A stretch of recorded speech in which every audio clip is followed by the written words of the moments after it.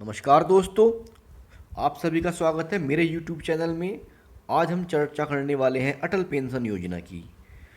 दोस्तों, अटल पेंशन योजना की शुरुआत हमारे माननीय प्रधानमंत्री श्री नरेंद्र मोदी जी ने 9 मई सन 2015 को की थी।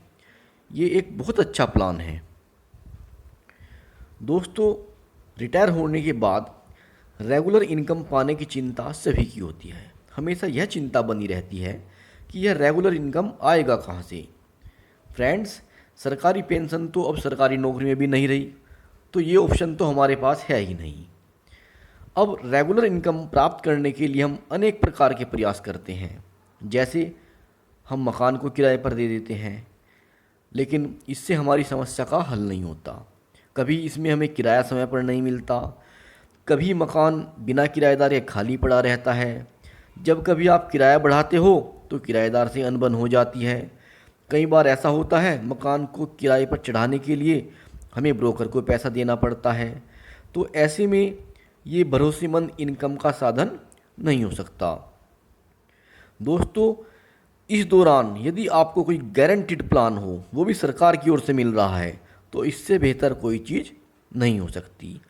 दोस्तों, अटल पेंशन योजना एक ऐसा प्लान है जो बहुत सिंपल है।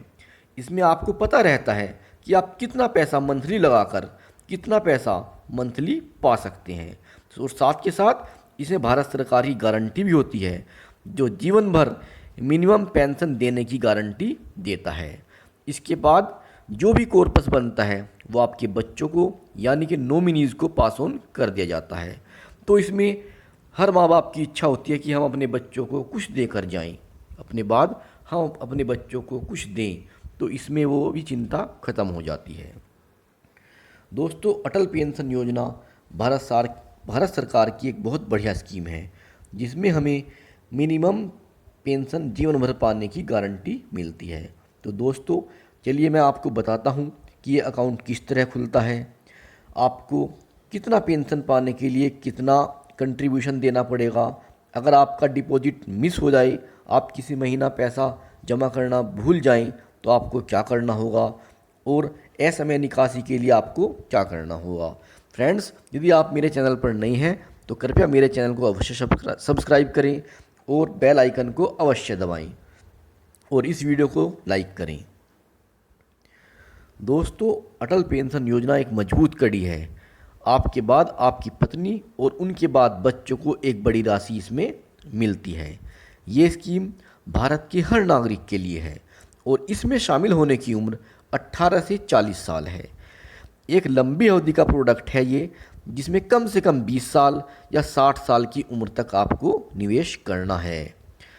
जितनी कम एज में आप स्कीम को ज्वाइन करेंगे, उतना ही फ़ायदेमंद आपके लिए होगा, क्योंकि आपको इसमें फिर कम पैसा जमा करना पड़ेगा। दोस्तों, चलिए हम बताते हैं आपको कि इसमें आपका मंथली कंट्रीब्यूशन किस प्रकार से होता है।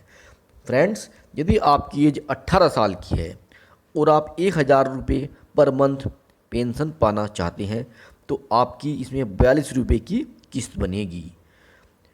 ठीक है फ्रेंड्स, अगर आपको 1,000 रुपये पेंशन पानी है, आपकी 18 साल की उम्र में है और आपको अटल पेंशन योजना का खाता खुलवाना है, तो आपको 42 रुपये पर मंथ की किस्त देनी होगी जब तक आप 60 साल के हो जाते हैं, यानी कि लगभग 42 साल आपको ये किस्त चलती रहेगी। ठीक इसी प्रकार यदि आप 2,000 रुपये की पेंशन पाना चाहते हैं, तो इसके लिए आपको 84 रुपये पर मंथ देने होंगे। 3,000 के लिए 126 रुपये पर मंथ, 4,000 के लिए 168 रुपये पर मंथ और 5,000 की पेंशन के लिए 210 रुपये पर मंथ देने होंगे। अगर आप 20 साल के हैं तो 1,000 की पेंशन पाने के लिए आपको पर मंथ 50 रुपये देने होंगे और 2,000 रुपये की पेंशन पाने के लिए 100 रुपये देने होंगे। 3,000 की पेंशन के लिए 150 रुपया देना होगा। 4,000 की पेंशन के लिए 198 रुपये देना होगा और 5,000 रुपये की पेंशन पाने के लिए आपको 248 रुपया पर मंथ देना होगा। इसी प्रकार यदि आप 25 साल की आपकी एज है और आपको 1,000 रुपये महीना की पेंशन 60 साल की उम्र के बाद चाहिए तो आपको 76 रुपये महीना की किस्त देनी होगी।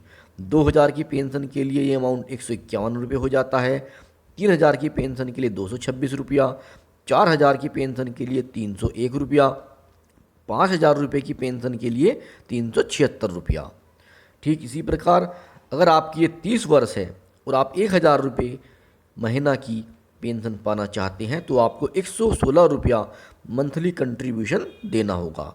2000 की पेंशन के लिए 231 रुपया, 3000 की पेंशन के लिए 347 रुपया, 4000 की पेंशन के लिए 462 रुपया और 5000 रुपये की पेंशन के लिए 577 रुपया आपको देना होगा पर मंथ।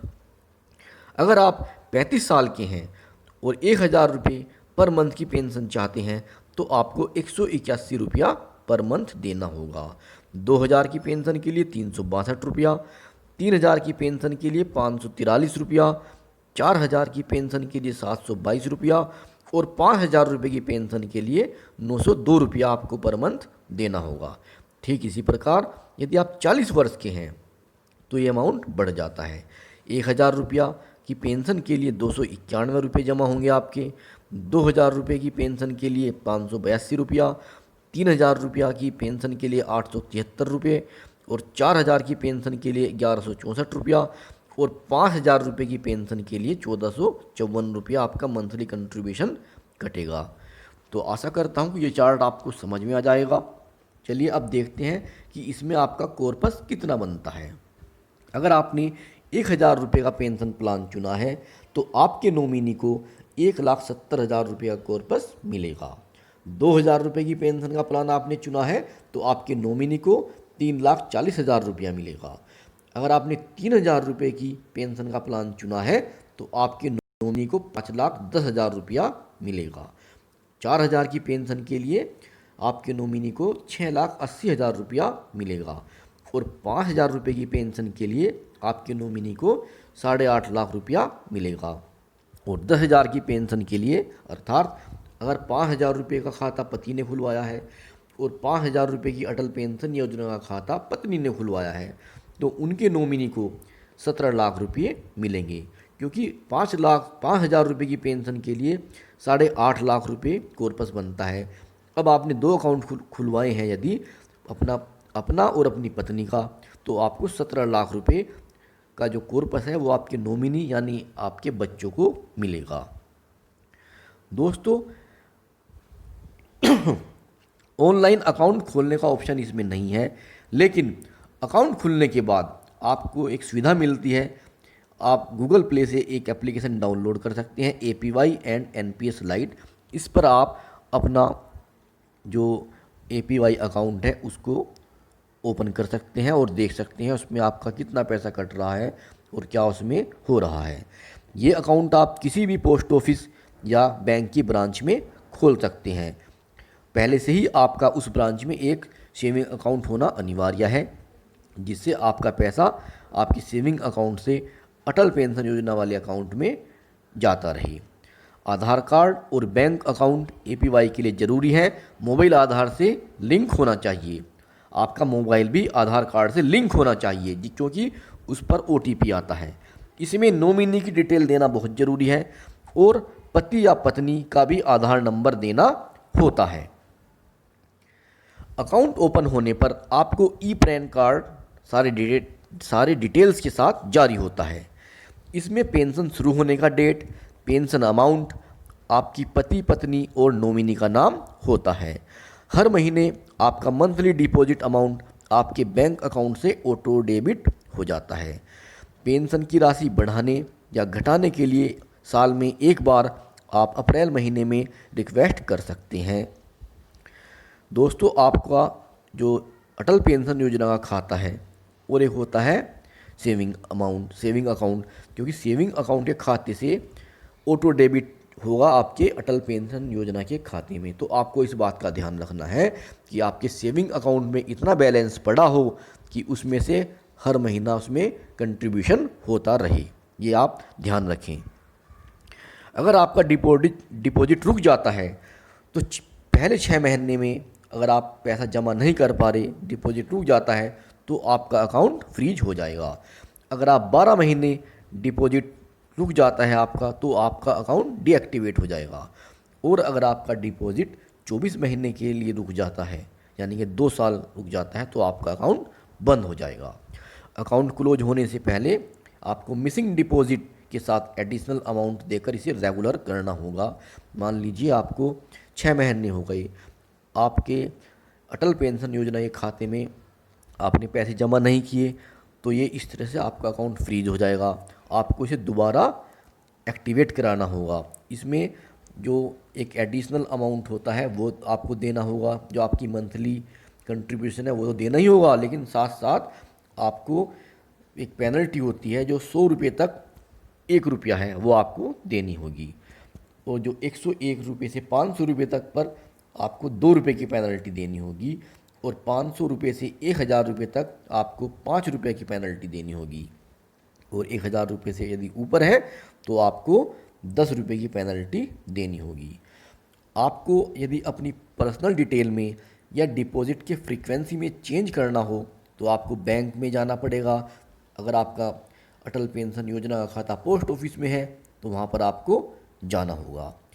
असमय निकासी केवल पेंशन की मृत्यु या क्रिटिकल इलनेस के केस में ही हो सकती है। अगर आप पहले ही पैसा निकालना चाहते हैं तो वो इसमें असंभव है। ऐसा तभी हो सकता है अगर पेंशनर की डेथ हो जाती है या कोई उसको भयंकर बीमारी है, ऐसा तभी संभव है। दोस्तों, मैं आशा करता हूँ कि ये वीडियो आपको पसंद आएगा। अगर आपको मेरी वीडियो पसंद आती है तो इसे आप लाइक कीजिए, अपने अन्य फ्रेंड्स के साथ शेयर कीजिए और साथ के साथ मेरे YouTube चैनल को आप अवश्य सब्सक्राइब करें। धन्यवाद। आपका दिन शुभ हो।